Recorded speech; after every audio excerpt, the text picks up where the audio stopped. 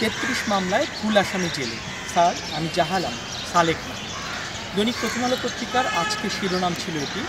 আজকে রিপোর্টটি পড়ার পরে আমার কাছে মনে হয়েছে একটা লোক দীর্ঘ 3 বছর যাবৎ জেলে আছে।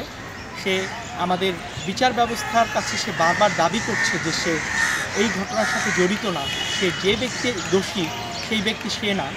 এবং এটি নিয়ে জাতীয় মানবাধিকার কমিশন তদন্ত করেও যখন বিষয়টি এটিকে পেয়েছে, তারপরে দুদক কর্তৃপক্ষ যারা মামলা দায়ের করেছে তারা যখন বুঝতে পেরেছে যে আসলে এই ব্যক্তি যিনি জেলে আছেন তিনি সালেক না, তিনি জাহালাম, তা সত্ত্বেও আজকে তাকে জেলে থাকতে হচ্ছে। মহামান্য হাইকোর্ট বিভাগ প্রতিবেদনটি পড়ে তারা বিস্মিত হয়েছেন। দুদকের মতো কর্তৃপক্ষ যারা এই মামলাটির তদন্ত করেছে তারা প্রকৃত আসামিকে খুঁজে বের করতে পারেনি। একজন নির্দোষ ব্যক্তিকে গ্রেপ্তার করে রাখা হয়েছে।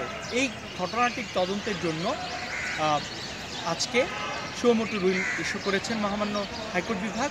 এই রুলে বিবাদী করা হয়েছে হোম সেক্রেটারির সচিব মহোদয়কে, সচিব ministry of law, Dudak represented by its chairman এবং দুদকের পক্ষে মহাপরিচালক আইন, দুদকের যিনি এই মামলার অন্যতম তদন্তকারী বাদী ছিলেন, যিনি এই মামলার তাকে ডিরেক্টর দুদক তাকে পক্ষ করা হয়েছে।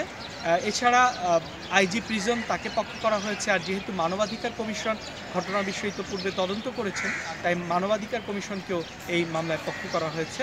এছাড়া দুদকের পক্ষে দুদকের মহাপরিচালক আইন এবং এই মামলার যিনি বাদী ছিলেন পরিচালক দুদক, তাকে সশরীরে এবং মিনিস্ট্রি অফ হোম এর সচিবের প্রতিনিধি, মিনিস্ট্রি অফ ল এর সচিব মহোদয়ের প্রতিনিধিকে আগামী ৩রা ফেব্রুয়ারি 10:30টার সময় সশরীরে হাজির থাকার জন্য আদালত নির্দেশ দিয়েছেন।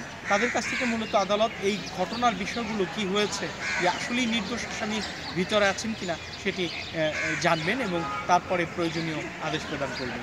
আদালত আসলে যেহেতু দুদক একটি প্রতিষ্ঠান যারা এরকম তদন্ত করছে, তাদের এত বড় ভুল কী করে হয় সেটি আদালত আসলে জানতে চাচ্ছেন।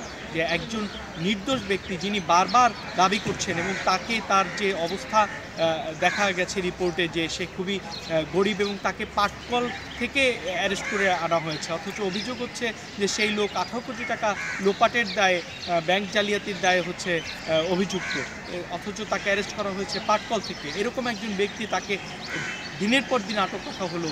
দুদকের কাছে নজরে আসার পরেও তারা তাকে রিলিজ দেওয়ার জন্য কোনো আইনগত পদক্ষেপ কেন নিল না, মূলত আদালত সে বিষয়টি জানতে চাচ্ছেন।